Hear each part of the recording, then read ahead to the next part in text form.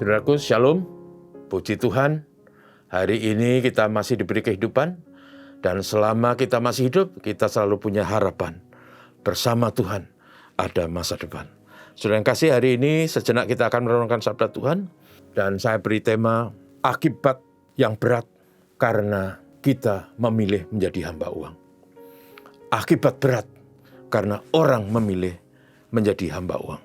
Dan saya ingin meneruskan renungan ini dari kisah Gehazi, yang sebelumnya kita renungkan bahwa Gehazi telah mendapat kekayaan 2 talenta perak, 2 potong pakaian yang disembunyikan. Mari kita baca teksnya dulu dari 2 Raja-Raja pasal 5 ayat 25 sampai 27. Demikian firman Tuhan. Baru saja Gehazi masuk dan tampil ke depan tuannya. Berkatalah Elisa kepadanya, "Dari mana Gehazi?"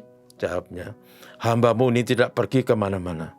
Tetapi Elisa berkata kepadanya, "Bukankah hatiku ikut pergi ketika orang itu turun dari atas keretanya mendapatkan engkau?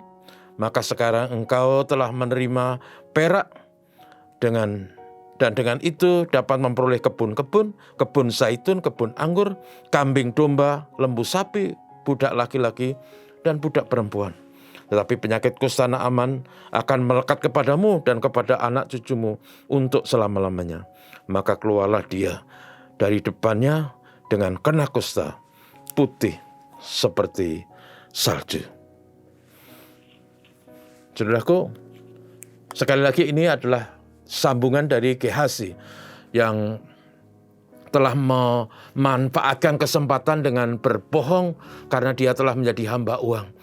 Dia setelah mendapatkan 2 talenta emas atau talenta perak, kira-kira 66 kilo dan 2 potong pakaian kemudian disembunyikan, dan setelah itu dia masuk ke rumah dan bertemu dengan tuannya, yaitu Nabi Elisa.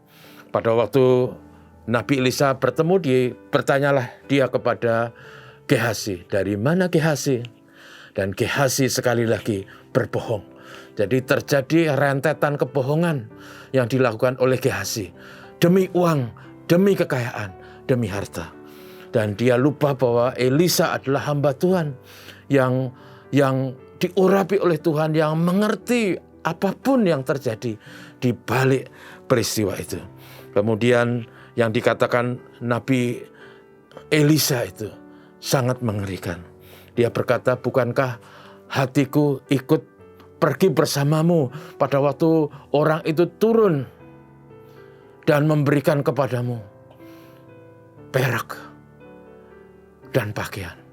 Lalu kata-kata Elisa itu yang sangat mengerikan. "Sekarang," kata Elisa, "engkau telah mendapatkan uang itu dan engkau bisa membeli kebun-kebun, kebun anggur, kebun zaitun.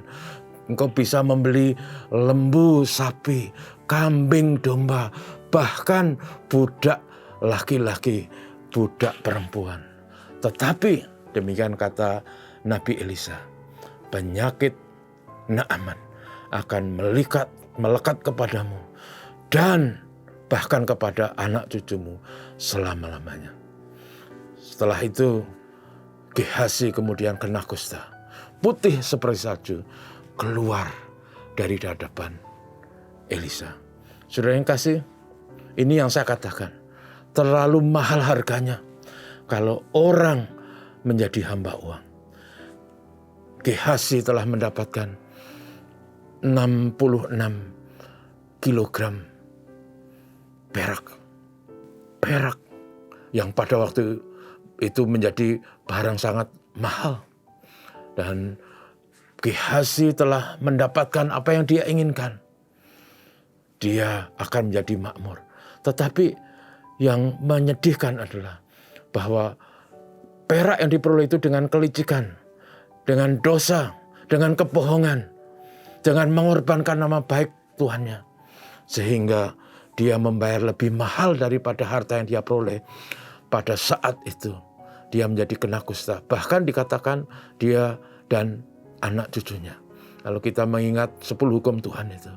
Dikatakan di sana Tuhan membalaskan kesalahan kepada keturunan, kepada ketiga sampai keempat. Dan barangkali itu kaitannya. Akhirnya Gehazi membayar mahal dia menjadi kena kusta, anaknya, cucunya. Dan kusta seperti pernah saya katakan pada waktu Naaman datang kepada Nabi itu. Kusta adalah penyakit bukan saja menyiksa secara fisik, tapi juga menyiksa secara mental. Karena pada zaman itu orang yang kena kusta itu akan dikucilkan, dibuang, tidak boleh bersosialisasi, dianggap najis dan hina, menjadi orang terkutuk. Dan itu yang terjadi dengan Gehazi. Dia membayar amat mahal karena dia menjadi hamba uang. Dia dan anak cucunya.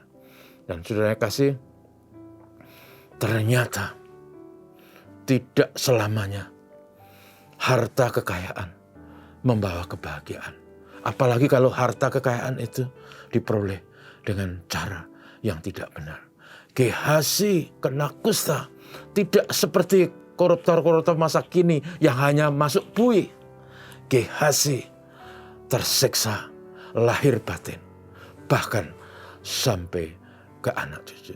Karena itu saudaraku, uang harta adalah hal yang baik sejauh uang dan harta itu menjadi hamba kita. Tapi kalau uang dan harta itu menjadi tuan kita, maka uang dan harta itu menjadi jahat dan menghancurkan hidup kita, menghancurkan pola pikir kita, menghancurkan iman kita, menghancurkan nilai-nilai moral etis dalam hidup kita. Dan akhirnya kita membayar amat mahal. Karena itu saudaraku, sesulit apapun hidup kita, mari kita hidup dengan iman dan mensyukuri pemeliharaan Tuhan.